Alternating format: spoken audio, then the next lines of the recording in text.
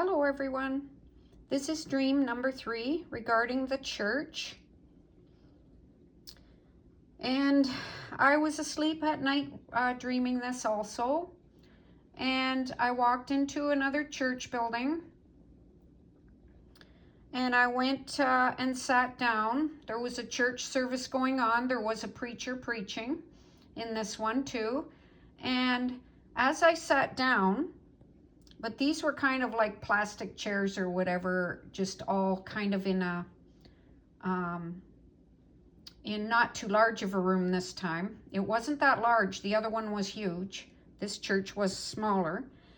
And he was preaching, but in the middle of this room, right while he was preaching and while the people's chairs were even all around that were listening to the preacher preach, just like a normal church service in a modern service today, there was in the middle of the floor, in the middle of the people while he preached, on a table, a massive cash register, so shiny that it shone. You could see it, you know, far away probably, because it was silver and it was shiny, and a massive, it was like, I don't know how big of the size, but on this table it went up really high, and it was just a massive oversized cash register. Not like the ones in the grocery store, but way big and shiny, sparkling shiny, silver. And it's funny, you know, because I would imagine that the Lord speaks to us in things that we're used to when we have dreams, because mine always have old-fashioned things that I grew up with. And this cash register, you don't really see that cash register anymore unless you're in an old person's basement.